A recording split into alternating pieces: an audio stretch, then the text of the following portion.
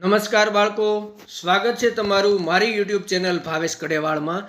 આજે આપણે ધોરણ 8 વિષય સામાજિક વિજ્ઞાન પાઠ 10 ખનિજ અને ઉર્જા સંસાધનની સ્વાધ્યાયન પોથીનું સોલ્યુશન જોશું। બાળકો, તમે જો આ ચેનલમાં નવા હો તો ચેનલને સબસ્ક્રાઇબ જરૂરથી કરજો। જેમાં પહેલો પ્રશ્ન છે, નીચે આપેલા દરેક પ્રશ્નોના ઉત્તર માટે આપેલા વિકલ્પમાંથી સાચો વિકલ્પ શોધી અને કૌંસમાં લખવાનું છે। બાળકો, તમારી સ્વાધ્યાય પોથીમાં અહીંયા બોક્સ આપેલું છે, તેમાં તમારે જવાબ લખવાનો છે। તો પહેલામાં સાચો વિકલ્પ આવશે સી, તો અહીંયા તમારે સી લખવાનો છે, બરાબર। ત્યાર પછી અહીંયા તમારે સી લખવાનો છે બાળકો। ત્યાર પછી બીજો છે વિકલ્પ, એમાં અશુદ્ધ સ્વરૂપે રહેલા ખનિજો કયા નામે ઓળખાય છે, તો એમાં સાચો વિકલ્પ આવશે બી, અયસ્ક। ત્રીજો, નીચેનામાંથી કયું અધાતુમય ખનિજ નથી, તો એનો સાચો વિકલ્પ આવશે એ, જસત।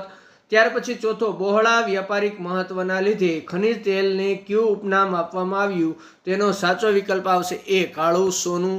ત્યાર પછી પાંચમો પ્રશ્ન, નીચેનામાંથી કયો દેશ ખનિજ તેલનો મુખ્ય ઉત્પાદક દેશ છે, તો વિકલ્પ આવશે ડી, ઓસ્ટ્રેલિયા।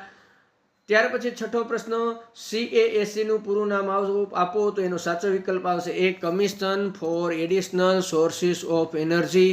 ત્યાર પછી પ્રશ્ન નંબર 7, તો એનો સાચો વિકલ્પ આવશે ડી। ત્યાર પછી આગળ જઈએ તો આ સાતમા પ્રશ્નનો સાચો વિકલ્પ આવશે ડી। ત્યાર પછી આઠમો પ્રશ્ન છે, તો આઠમા પ્રશ્નનો સાચો વિકલ્પ આવશે ડી, વિન્ડ ફાર્મ।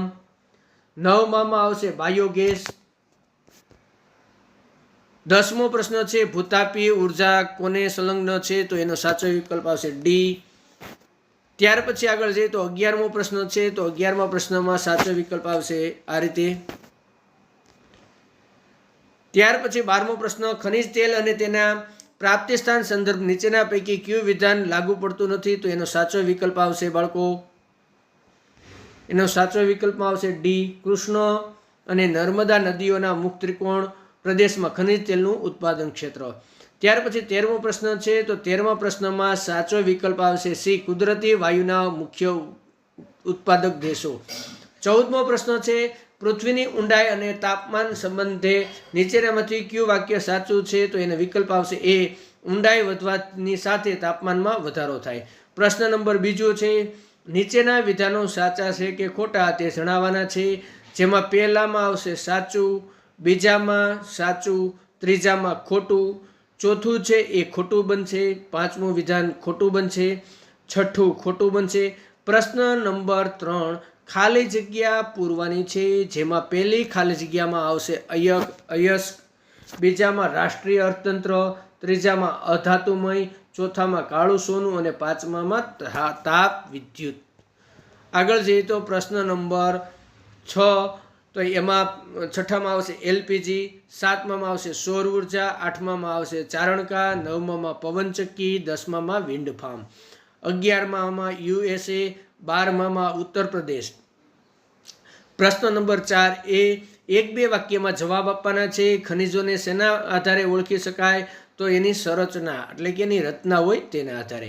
બીજું, ઉર્જા સંસાધનોને કયા બે વિભાગમાં વર્ગીકૃત કરવામાં આવે, તો પરંપરાગત ને બિન પરંપરાગત। કયા ખનિજ તેલમાંથી પ્રક્રિયા કરી કયા કયા પદાર્થો મેળવવામાં આવે, તો છોકરાઓ પેને કેડી ઉબડા એટલે પેટ્રોલ, પેટ્રોલિયમ વાયુ, કેરોસીન, ડીઝલ, નેફ્થા આ બધું મેળવવામાં આવે છે। ચોથું, વિશ્વમાં કોલસાના ઉત્પાદક દેશો ક્યાં છે, તો ચીન, USA, જર્મની, રશિયા, દક્ષિણ આફ્રિકા, ફ્રાન્સ વગેરે। ત્યાર પછી પાંચમું, એશિયાની સૌથી મોટી ઉર્જા યોજના ક્યાં આવેલી છે, તો મધ્યપ્રદેશમાં આવેલી છે, મધ્યપ્રદેશના રેવામાં। છઠ્ઠું, ગેડાનું પૂરું નામ જણાવો, તો ગુજરાત એનર્જી ડેવલપમેન્ટ એજન્સી। સાતમું, સૌર ઉર્જાનો મુખ્ય ઉપયોગ લખો, તો સૌર ઉર્જાનો ઉપયોગ સૌર water heater, solar cooker, solar dryers વગેરે જેવા સાધનો ચલાવવા। આઠમો પ્રશ્ન, પવન ઉર્જા ઉત્પાદન કરતા અગ્રણીય દેશો ક્યાં છે, તો Germany, USA, Denmark, Spain, Bharat વગેરે। ત્યાર પછી નવમો પ્રશ્ન, ભારતમાં ભૂતાપીય ઉર્જાના પ્લાન્ટ ક્યાં આવેલા છે, તો ભારતમાં હિમાચલ પ્રદેશ, મણિકર્ણક, લદ્દાખ, પુગાધારી વગેરે। 10મો પ્રશ્ન, ભારતમાં ગરમ પાણીના ઝરા ક્યાં આવેલા છે, તો કે ઉનાઈ, ટુવા, તુલસીશ્યામ વગેરે। 11મો, ભરતી ઉર્જા કેવી રીતે મેળવવામાં આવે છે, તો ભરતી ઉર્જા સમુદ્રના સાંકડા માર્ગને બાંધીને મેળવાય છે, એટલે કે સાંકડો માર્ગ હોય ને ત્યાં બંધ બાંધી દેવામાં આવે। અને ઊંચા ભરતી સમયે જ્યારે ભરતી આવે ત્યારે એના ઉપર સ્થાપિત ટર્બાઇન ફેરવવામાં આવે. 12મો પ્રશ્ન, ગુજરાતનો સૌથી મોટો બાયોગેસ પ્લાન્ટ તો બનાસકાંઠાના દાંતીવાડા ગામમાં. ત્યાર પછી 13મો, મેંગેનીઝનો મુખ્ય ઉપયોગ તો મેંગેનીઝનો મુખ્ય ઉપયોગ લોખંડમાંથી પોલાદ બનાવવામાં થાય છે. 14મો પ્રશ્ન, રંગીન કાચ બનાવવા માટે કયા ખનિજનો ઉપયોગ થાય? તો રંગીન કાચ બનાવવા માટે તાંબાનો ઉપયોગ થાય. ચૂનાના પથ્થરનો ઉપયોગ મુખ્યત્વે ક્યાં ક્યાં થાય? તો ચૂનાના પથ્થરનો ઉપયોગ સિમેન્ટ, લોખંડ, પોલાદ, સોડા એશ, સાબુ, કાગળ, રંગ, ખાંડ વગેરે બનાવવામાં થાય.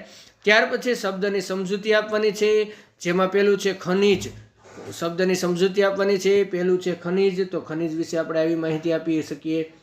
ત્યાર પછી બીજું છે ભૂતાપીય ઉર્જા, તો એના વિશે આપણે આવી માહિતી આપી શકીએ છીએ. ત્યાર પછી ભરતી ઉર્જા, તો ભરતી ઉર્જાનો શબ્દ તમે આવી રીતે લખી શકો,